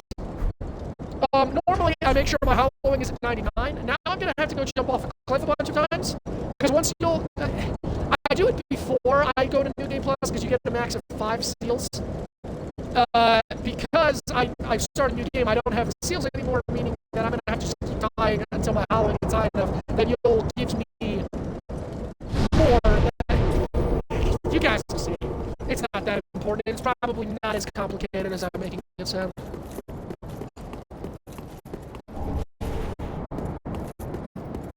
The High Wall of Lothric. And that apparently used to be Lothric's gate, but all of this has been destroyed, so... Alright. Gotta get my bearings. Remember where we're going, what we're doing.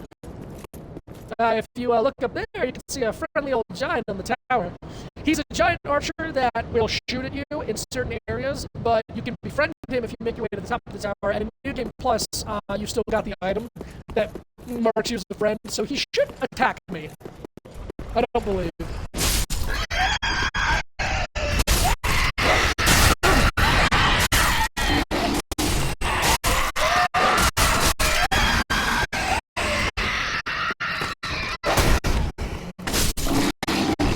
So much like Dark Souls 1 and 2, once the curse started afflicting people and the unkindled or the ashen ones or just the undead, once they all started to show up, just like the other games, they started to load all of the zombies, if you will, all the hollows, into crates, and they started shipping them out. Like in Lordran, in Dark Souls 1, they would imprison them in the asylum. In this one, there's sacrifice. And then there's a place called the Crucifixion Woods. It's basically just, it's the same story. Same story, new actors. The pilgrims are interesting now. These are the pilgrims of... God, are they the pilgrims from Londor? Which, the Sable Church of Londor, which I think is an extension of New Londo, has to do with the rates and humanity and all that creepiness. Please, grant me death. Undo my shackles. See, these pilgrims all made a long journey to come here, and then they're kind of like the Oracle envoys, the bubble blowers in Elden Ring. They came, drawn by this force of the rise of a new lord or the end of the fire, whatever it was. And they came here to die, but unfortunately, Yol wasn't allowed to die. Oh, then it's true. A champion of Ash, as I live and breathe. Do you? To be in your presence is a great honor. Come over here, buddy. I am Yol of Londor, a pilgrim, as you can see, only somehow I failed to die as was ordained. But perhaps my calling lies elsewhere. Say, champion of Ash, how does the idea of taking me into your service strike you? I was once a sorcerer. Surely I can be of use. Yeah, Yol. I am on. Come on board! Truly. I should be dead, yet you have granted me purpose anew. I, Yol of Londor, do solemnly swear myself to you. Alright, now we got best boy Yol in our employ. Man is gonna give me 5, count 'em, 5 free levels!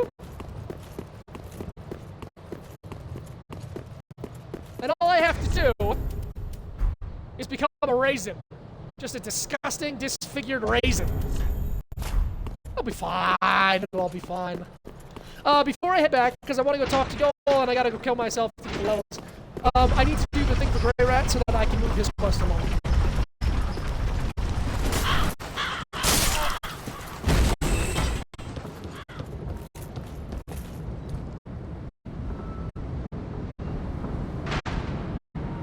The man's got great aim.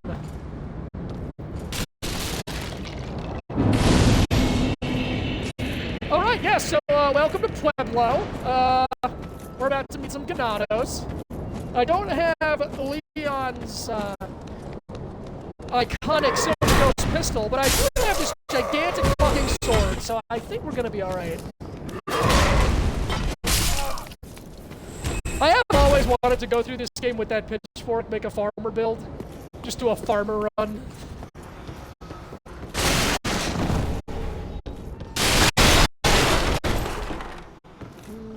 I think we're heading this way.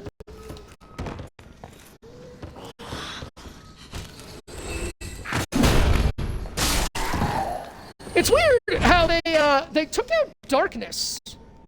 In Dark Souls 1, 2, and Elden Ring, there are dark areas, whether you use a torch or a lantern or a sunlight maggot helmet or the Skull Lantern, they all have darkness, and you have to use light sources to overcome it. In Dark Souls 3, to my knowledge, there is no such thing. There are torches, but you don't use them. You don't use them for light. There's no area in this game that's so dark you can't see or navigate. I wonder why they took that out. Again, going back to how Dark Souls 3 is much more static in its environments as opposed to having, like, dynamic obstacles.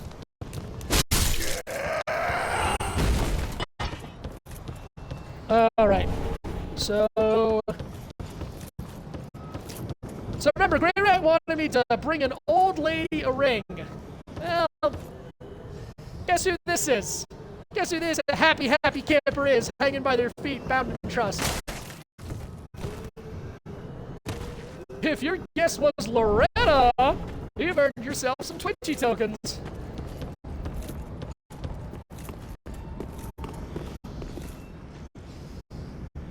Why do I recall there being... Where are you hiding? I know you guys are hiding. You're always hiding. There you are, you son of a bitch! You guys might recognize the movement pattern for these. These are the imps that are in the graves.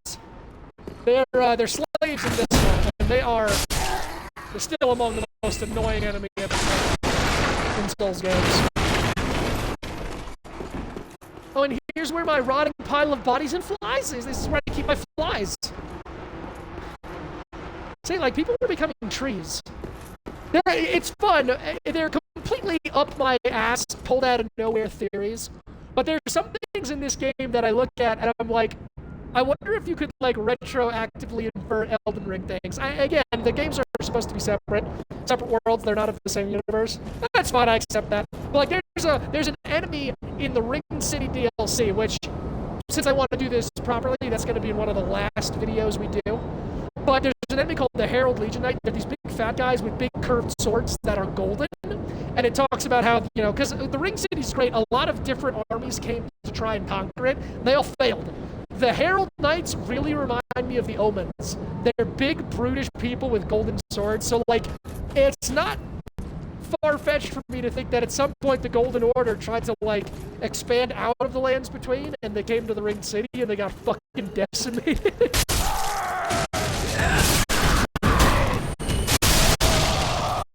Say cheese!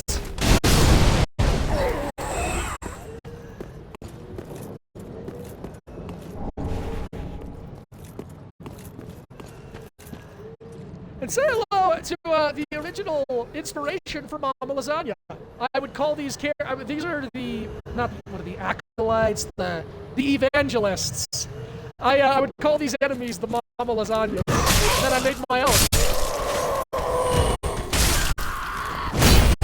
I really like their race, but as I said, if you're not two-handing weapons like that in this game, it's just not worth it.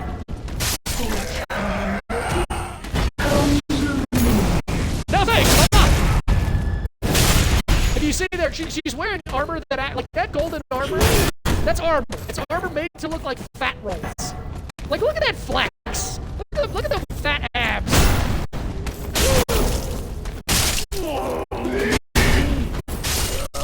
The evangelists do have a really cool head, though. I do like their hat.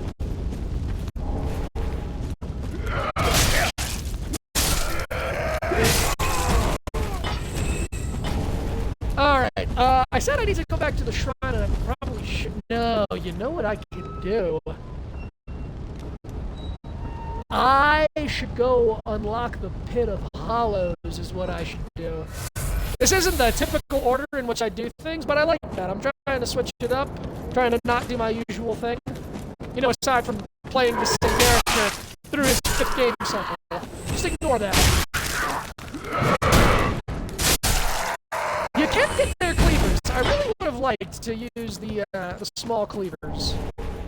Alas, we can know. Oh man, you know what's gonna make this section easier? Giant bow and arrow! That's gonna make this section fucking a cinch. Giant bow and arrow!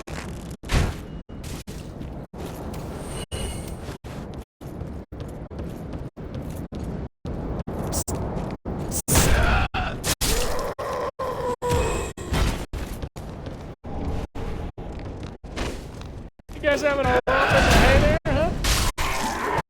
Been a little close with the dead. There is no cow. There hasn't been an animal in these parts in nigh on 400 years.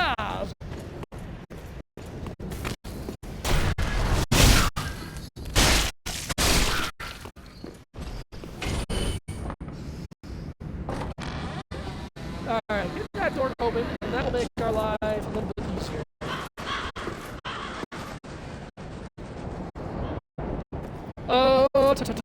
Oh, yeah, no, I need to go back along the mountain path. Oh, you got a little blowgun there? Oh, that's cute. You shoot little dots at me, little dots? Take that, asshole! Suck on the shaft of my great arrow! Of course, again, like here we are. We're in a village, right? But this village is atop rocky structures that are all over yawning pits. Chasms everywhere you look. Chasms as far as the eye can see. Now, normally this is okay. It's not a bullet hell, but there's a bunch of guys that just start shooting things at you, and you got to sort of run for it. But instead of doing all that noise, wow, you survived that. Well done, my tiny disfigured man. Well done. I know there's more though. There's more than just you blowing your tats. That's fine. Let's just take this on the face. There you are.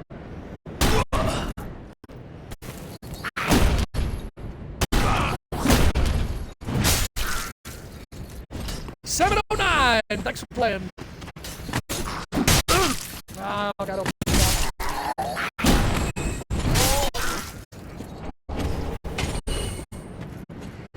Got a lot of weeds to cut in that settlement. A lot of angry weeds.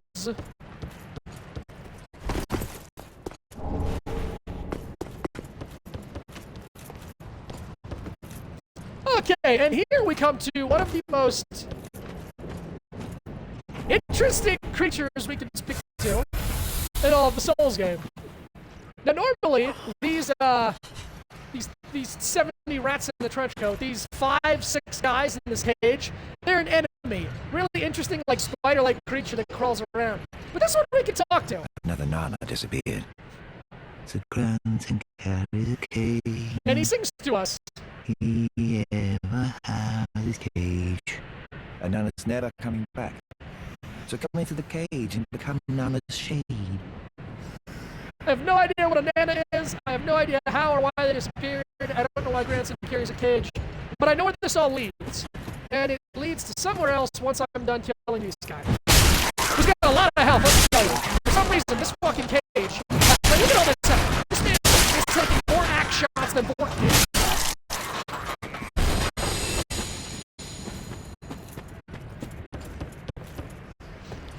Okay. We go up here. Oh, you're the one that I shot! Have a good life. Then we come down to here.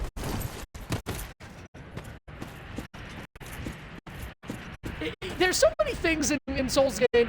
Dark Souls 3 did still maintain that sense of no hand-holding. It didn't tell you what to do, how to do, or where to do. For example, this guy's an enemy. This guy's an enemy. These enemies normally come running at you and they just start cutting you up. So anyone in their right mind would immediately operate on instinct and attack the shit out of him. But this one's special. He doesn't attack you. Moreover, we can examine his cage. And I will. Right after I just come over here real quick. Now, there is a way to get this to swing towards me so that I can then get the item, but it's difficult to do. Need to swing it out, get it around me, and then... Ah!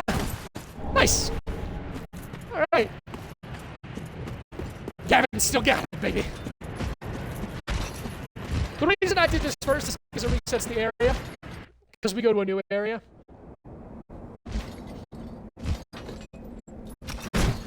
Well, Nana's never come back, so let's climb into the cage and become Nana's shade. Hey, buddy, just curious, what do you typically do with these giant cages? We'll throw them over the cliff. So what was that from back here? It sounded like you said you throw it over the cliff. Yeah, I'll just huck it as hard as I can into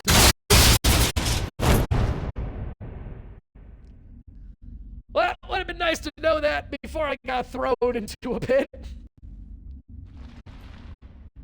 The Pit of Apollos is interesting to me. Only if you figure out the vague bullshit do you get thrown down here. And there's no purpose except that there's a covenant and a guy to talk to. If you don't come through here before going through the Undead Settlement and you fight the boss here, and this guy dies. He dies down here, and you can never get to talk to him.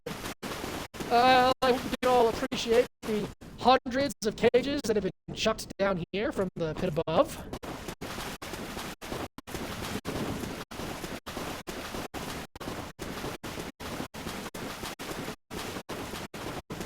I'm gonna keep saying I love the voice acting, because like just listen to this guy's voice. Well, what's up? This pit is for hollows, not for the likes of you sane folk. Or perhaps you are a hollow, posing as otherwise? I mean, I am indeed a hollow. I'm very shriveled. Yes, then we are just fine. It's important to know who you are, but we'll all be mad soon enough. And should you be undead, well, all the more so. Beware, the shackles of the gods are fragile. Come here to pile up your victims, for that will form your anchor. You'll see when you go mad. They'll be your family. Yeah, this man, I don't mind saying, this man's got problems. You'll go mad Monday, but not today. Take my advice. Use this bone and leave this place. What kind of bone are we talking about, sailor? Oh, a homeward bone. All right. This pit is for hollows, and for the occasional madman fond of piling up victims. You've better things to do, I'd hope. Yeah, the Mound Maker's Covenant. Interesting place, interesting people. All right, we got Loretta's bone. We got Yol, so now we can go back to the shrine. I think 2 hours is a good place to stop today. That means that tomorrow we can go through the Undead Settlement and everything else that entails. It's about lunchtime for me. So let me just quickly talk to our new companions. Get their feel of everything. Oh, hello, you're back. And in one piece. Well, now it's time I do my part. Whatever trinket you need, speak up. Just don't ask me where I got them. Do me a favor and don't forget our promise. Give this ring to old Loretta. A nuisance, I know. But it will help me tie up some loose ends. Alright, well, here's her bone. Heavens, she was already dead. And wrapped up, bound, gagged, tortured. It was awful. I'm not surprised, though. She died in pain. Almost a relief, really. No, she it looked like it lasted a while. As, well, a little trinket of thanks, I suppose. Thanks, I planned to. You can keep that. So now I need to reset the area, and Grey Rat does a little breathing, and then he offers, he's like, hey, how about you send me out to pillage? And we'll go from there. But let's talk to Yol. Old Yol of London. Oh, our champion of Ash. Welcome home. How's it going? Yeah, champion, yeah. With the dead in death, hardly deserves to behold this divine flame. And I never would have, had you not taken me into your service. I thank you dearly for this. Really digging his turtle shell. Assure you of my loyal service.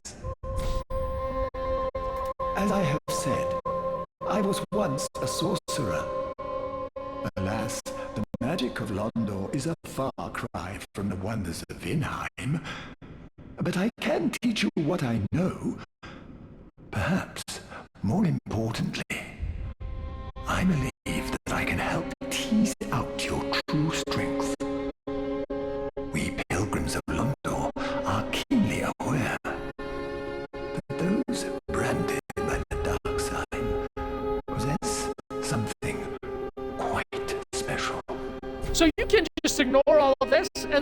and do the good ending. Or you can drop True Strength, get permanently branded with these 5 dark sigils that turn you into a disgusting, hollow, shriveled mess. It is still possible, though, to use a Shriving Stone to reverse the number of hollowing, but it doesn't get rid of the dark side. And then you can go back to looking like human for a little bit. I do this all the time because it's 5 free levels. There's also a way later on you can talk to the Firekeeper and have her cleanse you, but the cost of cleansing is the cost of the 5 levels. This late in the game, it would probably be like 4 million souls. Then shall we begin? Bearer of the dark sign, let your true strength shine. Yep, so I'm gonna get my strength to 90. Then shall we begin, bearer? Let's see how many I can get. You gotta do it 5 times before he gives up, and then, just spoiler, he dies, but a new person from onward comes to be like your sponsor, if you will. Alright, let's get strength on up to 90.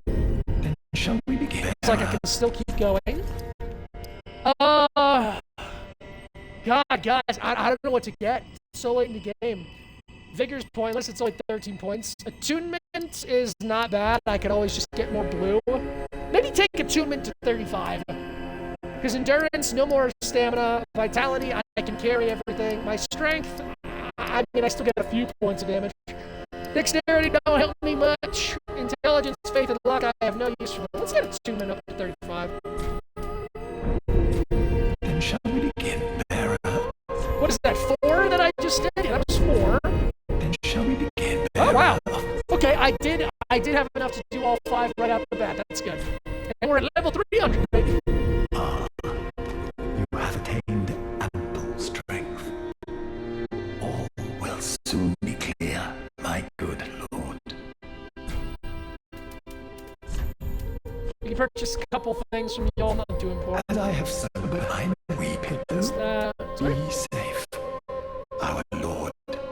Alright, guys, well, with that, I'm going to end it here so that when we start tomorrow, we can continue with Yol, continue with Grey Rat, and then we'll go to the Undead Settlement, we'll take care of the bosses there, we'll meet some new friendly NPCs, we'll fight a demon, and then we'll go to the swamp.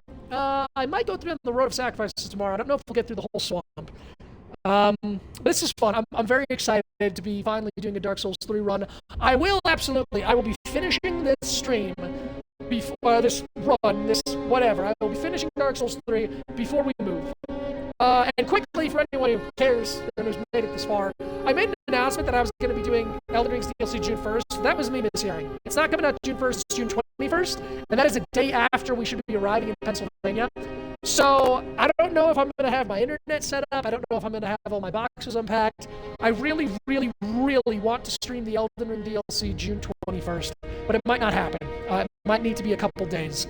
But that's down the road. That's in June. As for May, we're here now enjoying the just splendor that is Iron Shin. I really hope you guys will continue to come and join me for these streams, and I'm very excited to play this game again. It's been a couple years since I picked up Dark Souls 3, but we're already having a great time, and all of it's coming back to me. It's like riding a bike with a giant sword and the giant shield and slicing everything that passes me. And on that sage note, I'll bid you all farewell. Thank you so much for being here. My name is Master Fong. I hope you can tune into my stream, join my Discord, all those things people want and ask for. I know there's hundreds of thousands of us out there trying to be heard in this vast, inescapable void of content and creation. But I appreciate y'all the same for being